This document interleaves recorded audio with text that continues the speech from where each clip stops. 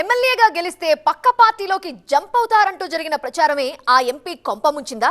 సొంత సామాజిక వర్గంపై నోరు పారేసుకోవటం ఓటమికి కారణమైందా? క్యాడర్ ని లైట్ తీసుకుని ఆడుతూ పాడుతూ గెలవాల్సిన సీటులో అపజయాన్ని మూటగట్టుకున్నారా? ఆయనకు మరోసారి పోటీ చేసే ఛాన్స్ లేనట్లేనా? ఈ ఓటమి ఆయన రాజకీయ భవిష్యత్తుకే ఎసరు పెట్టేలా ఉందా? ఇంతకీ ఎవరా ఎంపీ? ఏంటా ఆయన గెలుపోటముల కథ? ఓటమి స్వయంకృతమేనా? సోయంకి ఛాన్స్ లేనట్లేనా? ఆదిలాబాద్ ఎంపీ టికెట్ ఎవరికి?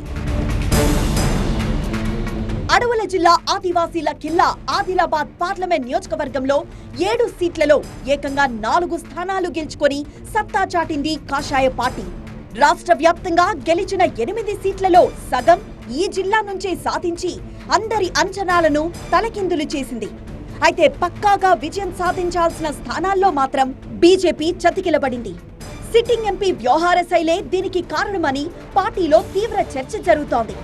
ఆదిలాబాద్ ఎంపీ సోయం బాపురావును బోత్ నియోజకవర్గం నుంచి బరిలోకి దింపింది బీజేపీ అధిష్టానం.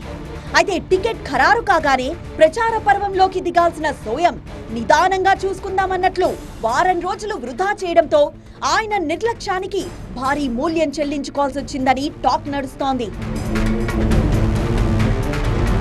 బోధ్ సీటును ఎట్టి పరిస్థితుల్లోనూ గెలవాలని బీజేపీ నాయకత్వం టార్గెట్ గా పెట్టుకున్నా ఓడిపోవడానికి కారణమేంటని పోస్ట్ మార్టం చేసిందట కమలం పార్టీ అధిష్టానం. సిట్టింగ్ ఎంపీ సోయంపై ఉన్న వ్యతిరేకతే కారణమని, నియోజకవర్గాన్ని అభివృద్ధి చేయకపోగా సొంత సామాజిక వర్గంపైనే నోరు పారేసుకోవడం పార్టీ వైపు నిలవాల్సిన ఓటర్లను దూరం చేసిందన్న ఫీడ్బ్యాక్ పార్టీకి ఉందంటున్నారు.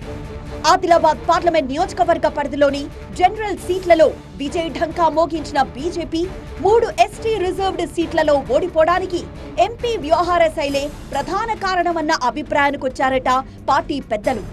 గత పార్లమెంట్ ఎన్నికల్లో ఇవే ఎస్టీ నియోజకవర్గాల్లో బీజేపీ పార్టీ భారీ మెజారిటీ సాధించింది.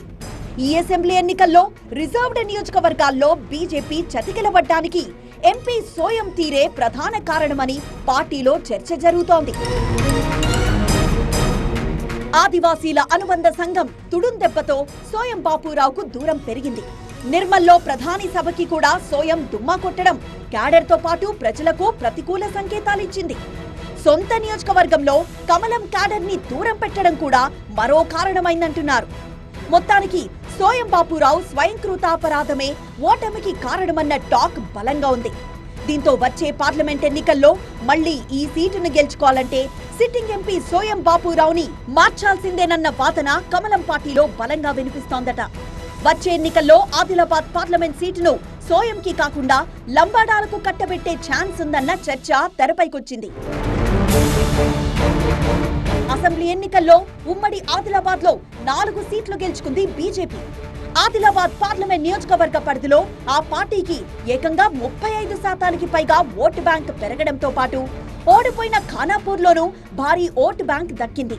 దీంతో ఈసారి కూడా ఆదిలాబాద్ ఎంపీ సీటుని మళ్లీ పార్టీనే గెలుచుకుంటుందని, అయితే అభ్యర్థిని మాత్రం మార్చాల్సిందేనని సొంత పార్టీలో బలమైన చర్చ జరుగుతోంది. ఈ ఈక్వేషన్ తో వచ్చే పార్లమెంట్ ఎన్నికల్లో ఆదిలాబాద్ ఎంపీ సీట్ ఎవరికన్నా ఆసక్తి మొదలైంది.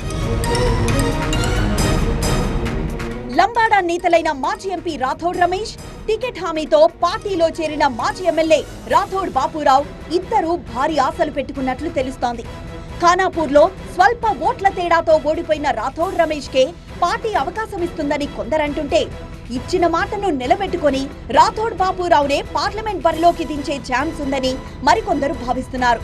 రిజర్వ్డ్ సీట్లు పోయినా పార్టీని నిలబెట్టిన సిట్టింగ్ ఎంపీకే మరో ఛాన్స్ ఇస్తారన్న నమ్మకంతో ఉంది సోయం వర్గం. అభ్యర్థి ఎవరైనా ఆదిలాబాద్ పార్లమెంట్ సీట్ మాదేనని బలంగా చెప్తోంది బీజేపీ.